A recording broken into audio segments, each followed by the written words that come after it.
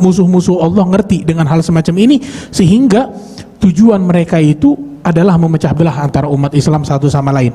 Mereka sangat wanti-wanti, jangan sampai umat Islam ngumpul, jangan sampai umat Islam bersatu, jangan sampai umat Islam semuanya rukun. Yang namanya umat Islam harus dipecah belah. Itu tujuannya syaitan, itu tujuannya musuh-musuhnya Allah Subhanahu wa taala, agar membuat orang-orang makin jauh dari Allah, makin jauh dari kebaikan, makin jauh daripada kesempurnaan, makin jauh daripada anugerah Allah Subhanahu wa taala. Assalamualaikum warahmatullahi wabarakatuh. Alhamdulillah, wassalatu wassalamu ala sayyidina Rasulillah, sayyidina Muhammad ibn Abdullah wa ala alihi wa sahbihi wa man walah. Amma ba'd, kita bersyukur kepada Allah Subhanahu wa taala atas berkumpulnya kita sama-sama di malam Jumat ini, malam Jumat pertama daripada bulan Sya'ban. Insyaallah Allah Subhanahu wa taala senantiasa memberikan kepada kita limpahan anugerah dan karunia yang begitu besar. Amin ya rabbal alamin.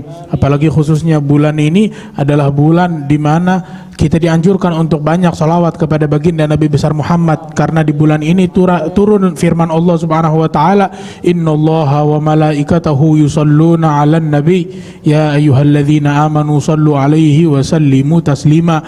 Turun ayat yang memerintahkan kita untuk salawat atas baginda Nabi besar Muhammad di bulan semacam ini. Maka kita hendaknya perbanyak salawat, bukan sebatas salawat di majelis zikir aja, tapi hendaknya kita punya wirid, kita punya rotib, kita punya bacaan zikir. Berapa banyak sholawat yang kita baca dalam sehari semalam. Kalau bisa tuh kata para ulama jangan kurang daripada 300. Itu termasuk daripada iktsar, memperbanyak sholawat.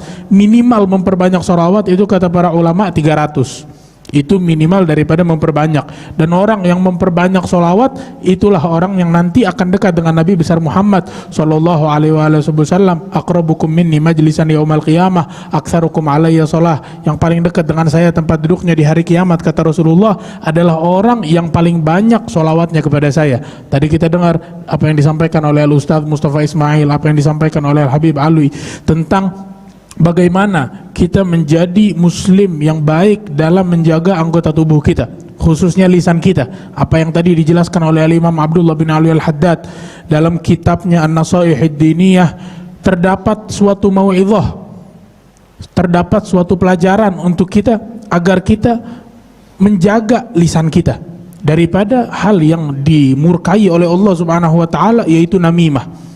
Karena namimah Allah sangat benci. Allah pun gak melakukan itu. Ada kesombongan kibria, itu hanya milik Allah. Kalau ada hamba yang ingin memiliki sifat itu, Allah murka sama dia. Tapi sifat namimah Allah pun gak menyukai sifat itu untuk dirinya. Terus ada makhluk mau saling namimah satu sama lain, mau saling ngadu domba satu sama lain. Allah Subhanahu wa taala memerintahkan baginda Nabi besar Muhammad, wala tuti' kulla halafim mahin. Hai Muhammad, jangan kamu taati setiap orang halaf yang gemar bersumpah, suka sumpah demi Allah, bawa nama Allah, senang sumpah. Mahin, orang yang hina, orang yang lemah. Wala tuti' kulla halafim mahin. Mahin juga salah satu maknanya al-kadzab, orang yang suka dusta, pembohong.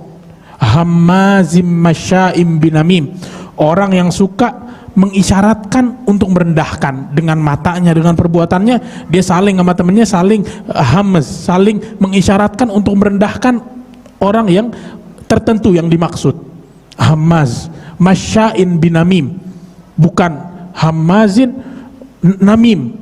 Gak langsung gitu, Allah gak bilang suka melakukan apa namanya hamaz, mengisyaratkan merendahkan tukang namimah. Kata Allah bukan cuma sembarangan tukang namimah, masya'in binamim, dia jalan kemana-mana nyebarin namimah. Dia melakukan safar perjalanan, dia melakukan melalui jarak yang dia menempuh jarak yang begitu jauh, tujuannya untuk namimah. Jalan kemana-mana tujuannya untuk nyebarin namimah. Kita kan diajarin oleh Rasulullah untuk apa namanya nyebarin dakwah, safari dakwah. Nah ini bukan safari dakwah, safari namimah. Masya'in binamim, manna'in lil khairi mu'tadin athim. Kata Allah dalam Al-Quran, orang yang melarang kebaikan, dia nggak mau dirinya melakukan kebaikan, udah gitu dia ngelarang orang lain untuk melakukan kebaikan tersebut. Mu'tadin, orang yang melampaui batas, athim, orang yang sangat berdosa. utullim ba'da dzalika zanim. Orang yang buruk tersebut adalah orang, itu disebutkan dalam tafsir Ibnu Katsir bahwasanya makna utullim ba'da dzalika zanim adalah, beliau bilang qaulnya ulama ada banyak, tapi maknanya itu adalah orang yang senantiasa buruk kepada orang di sekitarnya, akhlaknya dia buruk, ucapannya dia buruk, dan biasanya orang yang semacam ini adalah anak zina. Disebutkan oleh para salafun shalihun radhiyallahu anhum wa ardhahum ajmain bahwasanya la yakunun namam illa walad zina. Tidaklah seseorang dia gemar melakukan namimah melainkan orang tersebut anak zina. Orang yang suka namimah, adu domba, biasanya kata para ulama orang itu adalah anak zina. Anak yang lahir dengan cara yang tidak diridhoi oleh Allah Subhanahu wa taala. Dan yang namanya tukang namimah itu sangat berbahaya. Bisa membuat satu kelompok dengan kelompok lainnya berseteru. Bisa membuat satu golongan, satu negeri bisa dibikin hancur cuman satu orang namimah. Gimana kalau yang menyebarin namimah ini pelakunya banyak? Itu diceritakan oleh guru-guru kita bahwasanya ada satu orang, dia pergi ke pasar mau beli budak di zaman perbudakan. Maka dia cari, ada budak, saya mau beli budak. Maka penjual bilang, iya ada satu budak, cuman ada aibnya dia satu. Ini budaknya sehat, seger, kuat, mau disuruh apa aja bisa. Tapi aibnya ini budak ada satu, dan itu termasuk daripada akhlaknya penjual kepada pembeli. Dia ngasih tahu apa aibnya, apa kekurangannya, bukan malahan nutupin. Itu Rasulullah ketika ke pasar lihat ada orang jual biji-bijian yang bawahnya basah, yang atasnya kering, ditutupin sama dia pakai yang kering. Maka Rasulullah pegang, apa nih? Kata Rasulullah, man ghasyana falaysa minna. Barang siapa yang curang kepada kita, dia nggak termasuk dari kita. Ini orang dikasih tahu sama penjualnya, penjual yang jujur, katanya saya jujur sama kamu, ini orang suka namimah, suka adu domba. Orang pembeli itu kebetulan bukan orang yang ngerti tentang bahayanya namimah. Dia bilang tukang namimah, gampang. Dia kan nggak saya suruh jadi penceramah. Kalau jadi penceramah ya bahaya. Saya suruh jadi budak. Tapi budak aja, yang mana dia nggak banyak menggunakan lisannya kecuali taat iya atau enggak. Budak gitu. Budak aja kalau ada sifat namimah begitu berbahaya. Orang ini nggak paham. Akhirnya dia bilang, saya beli. Berapa harganya? Dibayar. Ketika pulang ke rumahnya, itu orang dia punya istri, dia punya anak dan lain sebagainya. Maka ini budak mulai berlalu beberapa hari, sampaikan kepada majikannya, si pembelinya ini yang laki, bahwasanya istri kamu ini perempuan gak benar. Dia ngelakuin kejahatan, dia jahat sama kamu. Dia dijelasin tuh, bohong semuanya, dusta. Biasanya namimah itu asal usulnya dari dusta, bohong. Lalu dibilang ke yang laki, istri kamu ini dibilang ke si perempuan bahwasanya suaminya yang jahat. Sebaliknya omongan yang sama dibalikin. Sekali, dua kali, sampai lama-lama kebohongan itu kalau sering diulang-ulang tuh bisa jadi keyakinan seseorang karena saking sering diulang kepada dia. Sebagaimana banyak orang nganggap suatu maksiat hal yang biasa karena udah jadi keseharian dia. Atau ada orang yang nganggap ketaatan itu kewajiban, hal yang biasa, yang wajib harus dia kerjain. Rasanya nggak enak hidup kalau dia nggak ngerjain ketaatan ini karena dia udah terbiasa, udah kecanduan sehingga kalau ninggalin nggak bisa. Kesulitan dan kesusahan. Nah ini orang udah biasa dibikin candu denger yang namanya namimah. Majikan laki, majikan perempuan.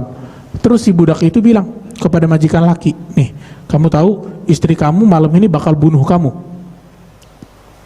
Oh iya, dia bakal datang ke kamu, dia bakal bunuh kamu. Udah gitu dia bilang ke majikan yang perempuan, bahwasanya kamu kalau nggak percaya, kalau kamu nggak percaya suami kamu ini orang yang jahat, kamu datengin ke dia pas dia tidur, kamu bawa silet atau pisau, kamu cukur rambutnya, nanti diapain, intinya kamu bisa tahu dari situ. Pokoknya dibikin hal semacam ini. Sampai akhirnya terjadi di malam itu perempuan itu, yang lakinya ini majikan laki, dia nggak tidur malam itu, dia udah siap siaga. Ketika dia lihat ini perempuan pegang pisau, diambil, dibunuh itu perempuan. Tatkala dibunuh, keesokan harinya kabar menyebar kemana-mana, ini fulan ngebunuh istrinya. Atas apa? Istrinya yang mau ngebunuh dia. Akhirnya datang qabilahnya, sukunya minta darah, minta dibayar diahnya. Dia nggak mau, dia bilang saya ngebela diri. Panjang. yang tadinya dari namimah seorang budak, nyebar tuh suami istri, antara keluarga, antara suku, sampai perang. Terjadi peperangan besar. Itu semua gara-gara apa? Karena lisan, karena yang namanya namimah. Tadi kita dengar Habib Alwi menyampaikan, al-lisan jirmuhu shaghir wa jurmuhu kabir.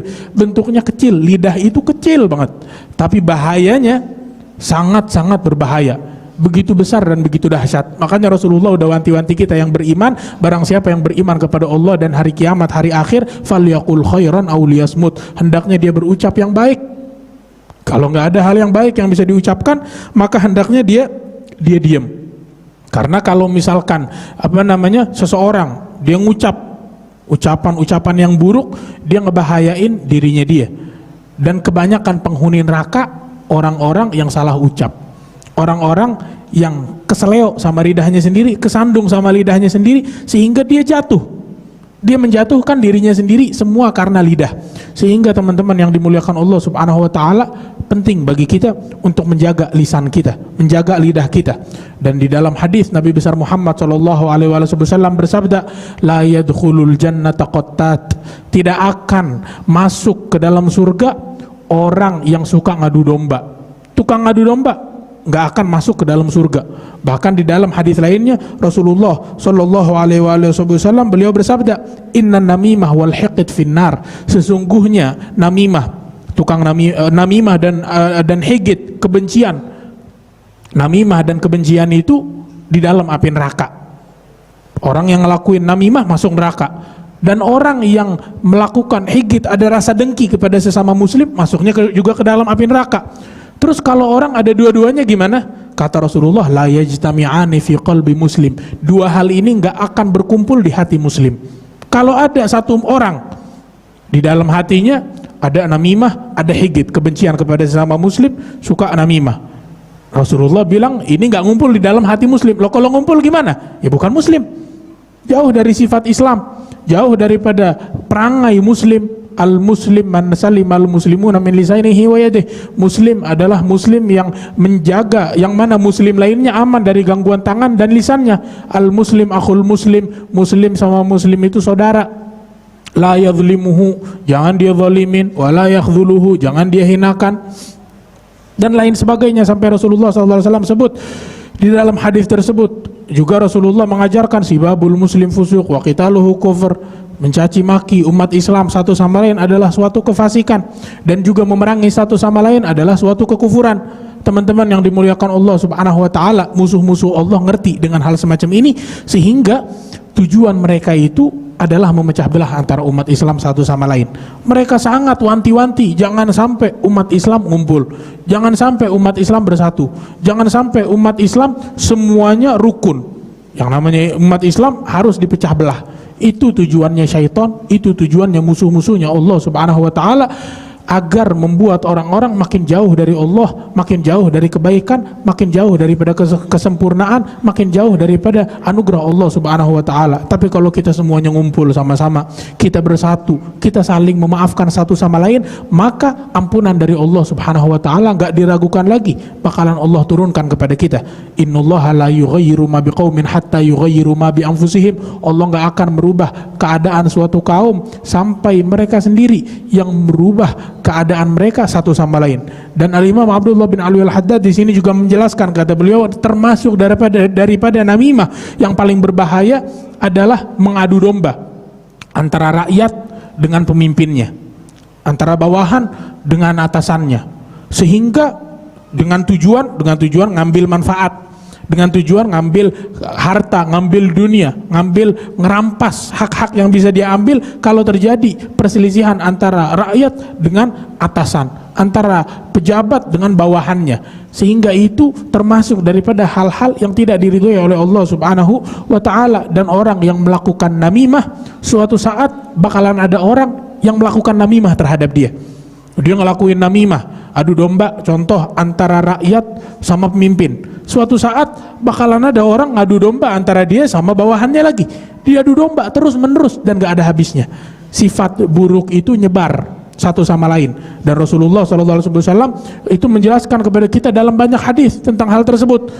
Itu dikatakan bahwasanya Sayyidina Ali bin Abi Thalib, beliau mengatakan bahwasanya muslim itu jangan dia sebutkan kekurangan saudaranya dia, karena kalau dia sebutkan kekurangan saudaranya, yu'afihillah wa yabtalik, bisa jadi Allah sembuhin dia dan Allah timpakan musibah kepada kamu.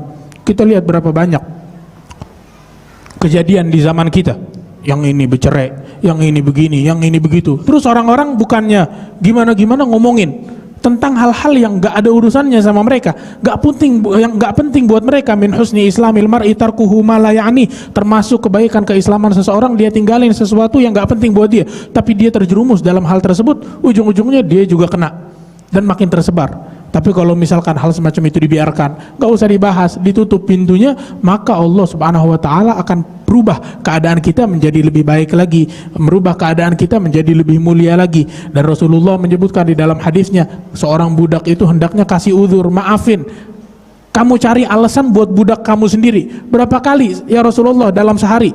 Kata Rasulullah 70 kali. Kalau dia nambah, ya kamu tambahin, maafin juga. Masya Allah, tabarakallah. Inilah yang diajarkan Nabi besar Muhammad SAW kepada kita. Insya Allah kita bisa mengamalkan amalan ini. Kita bisa menjadi orang yang senantiasa menjaga lisan kita, menjaga hati kita, menjaga tangan kita, menjaga seluruh anggota tubuh kita dari apa yang gak diridhoi oleh Allah Subhanahu Wa Taala, dan bisa istiqomah di dalam apa yang Allah Subhanahu Wa Taala ridhoi, di dalam jalan Allah Subhanahu Wa Taala, di jalan guru-guru kita, di dalam ulama, di dalam jalan solihin. Fa ya Rabbi tsabbitna ala al-haqqi wal huda wa ya Rabbi iqbidna ala khairi millati.